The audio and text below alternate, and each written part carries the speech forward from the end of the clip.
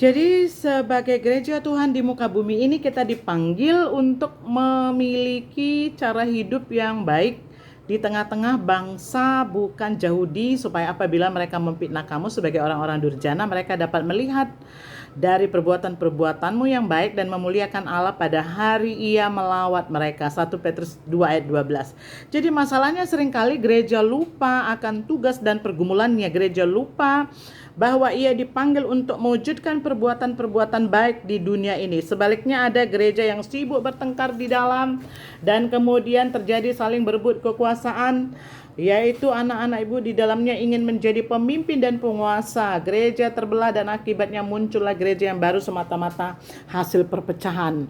Orang lupa bahwa Tuhan Yesus sendiri tidak suka bila orang saling memperebutkan kedudukan dan menonjolkan diri. Yesus pernah mengatakan, demikianlah orang yang terakhir akan menjadi yang terdahulu dan yang terdahulu akan menjadi terakhir, dalam Matius 20 ayat 16.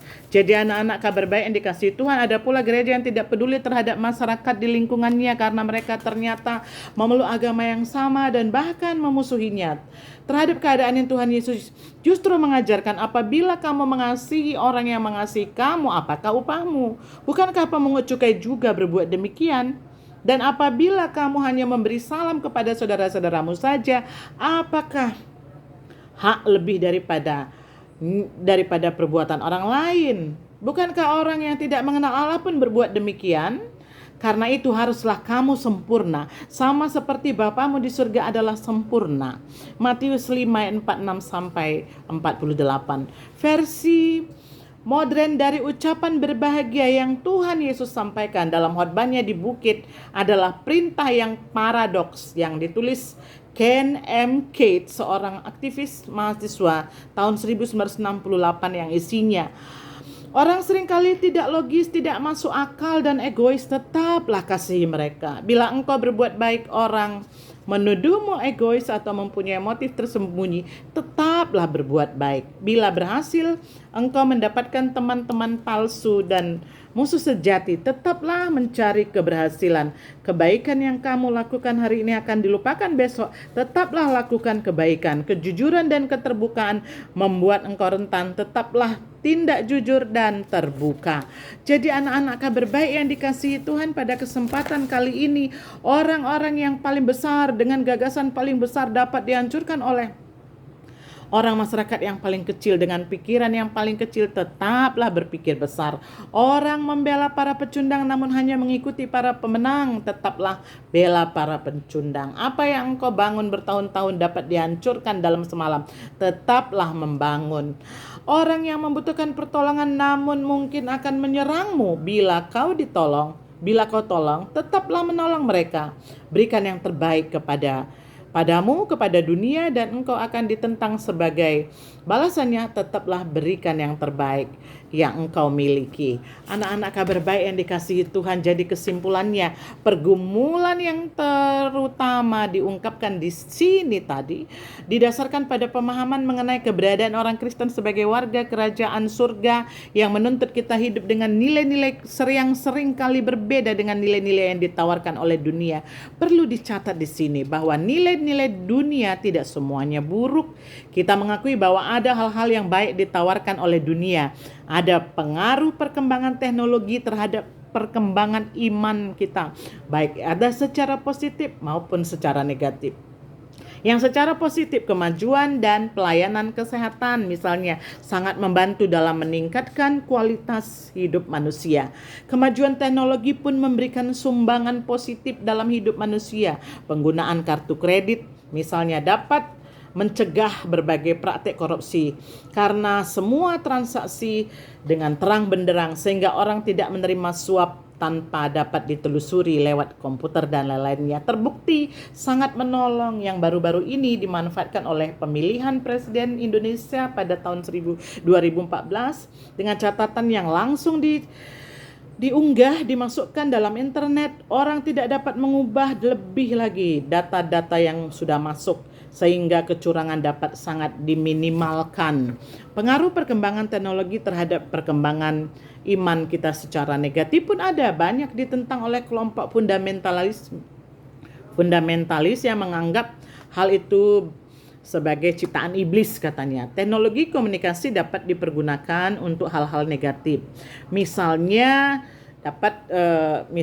orang dapat menggunakan teknologi informasi itu untuk mengunggah foto-foto pacarnya atau istrinya dalam keadaan bugil ketika hubungan mereka itu memburuk atau malah putus. Jadi teknologi ini seperti pisau yang bermata dua, yang mana yang dapat di sini digunakan untuk hal-hal yang bermanfaat, juga untuk hal-hal yang mudarat. Jadi anak-anak kabar baik yang dikasihi Tuhan, di sini sebagai orang Kristen kita harus hidup, ya. Sesudah tadi kita kumpulkan dengan mengamati, lalu kemudian menanya, lalu kemudian mengumpulkan informasi yang udah Ibu banyak jelaskan tadi, maka anak-anak kabar baik kita baca sumbernya juga Alkitab, buku-buku pegangan kita, buku paketnya, lalu mengamati objeknya.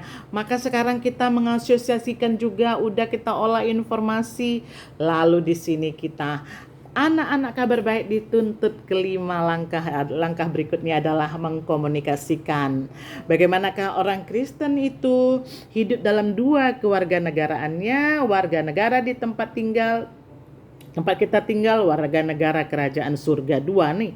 Jadi dengan demikian kita terpanggil untuk mewujudkan nilai-nilai kerajaan surga dalam hidup kita sehari-hari, baik secara pribadi maupun bersama-sama sebagai gereja. Tuhan Yesus mengajarkan banyak sekali hal yang berkaitan dengan nilai-nilai kerajaan surga yang sering kali bertabrakan dan berlawanan dengan nilai-nilai yang ditawarkan oleh dunia itu buruk, dan tidak selamanya kehidupan gereja sendiri telah menjadi teladan dan berkat bagi orang lain. Sebagai gereja Tuhan di muka bumi, kita perlu bekerja keras dalam membedakan apa yang menjadi kehendak Allah dan apa yang menjadi keinginan dunia yang berlawanan dengan nilai-nilai kerajaan sorga. Anak-anak kabar baik yang dikasihi Tuhan, pada kesempatan ini kita memasuki satu hal yang paling penting di sini. Kadang-kadang memang tidak begitu mudah untuk mengetahui apa yang kita ubah dan apa yang harus kita pertahankan. Bagaimana dengan ada tradisi, apakah semuanya baik? Bagaimana dengan tradisi pembayaran perkawinan, apa itu baik? Ataukah justru menjadikan perempuan barang dagangan sudah dibeli dengan mahar itu? Bagaimana dengan gaya hidup modern kita? Manakah yang baik, manakah yang buruk, yang harus dibuang dan diganti? Lalu anak ibu, kamu tuliskan hal-hal yang baik yang harus dipertahankan dan hal-hal yang harus diubah dan dibuang dalam hidup sehari-hari.